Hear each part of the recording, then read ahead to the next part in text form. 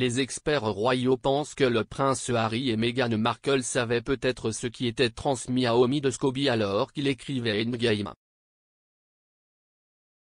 Le prince Harry et Meghan Markle savaient probablement que leurs amis et sources proches parlaient à Omid Scobie avant la publication d'Endgame, car il semble difficile de croire qu'ils ne l'étaient pas, selon les experts royaux.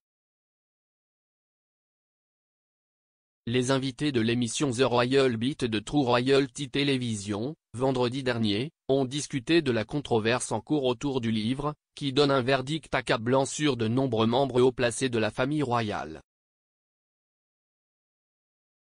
Bien que le duc et la duchesse de Sussex n'aient confirmé aucune relation avec M. Scobie et que l'auteur ait nié qu'il soit copain avec Meghan, elle a déjà été forcée d'admettre qu'il y avait eu une certaine collaboration avec lui pour son livre de 2020 Finding Freedom.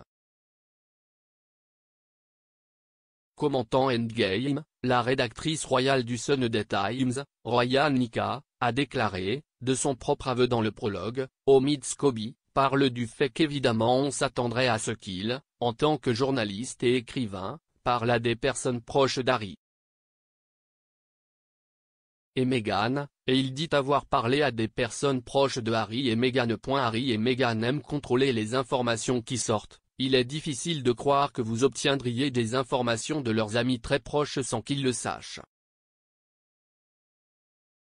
L'ancienne attachée de presse royale, Elsa Anderson, a expliqué à quel point la famille royale s'est peut-être sentie nerveuse à propos du contenu du livre, même si une grande partie des réactions négatives ont été dirigées contre l'auteur lui-même. Elle a déclaré au Royal Beat, « Si est-il a peur de l'inconnu.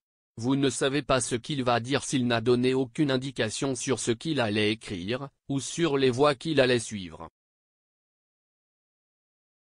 Descendre. Et aussi, cela arrive à un moment où nous avons la COP à Dubaï, où le roi veut faire une déclaration sur quelque chose de vraiment important et ce livre se profile à l'horizon, comme un brouillard emportant le soleil.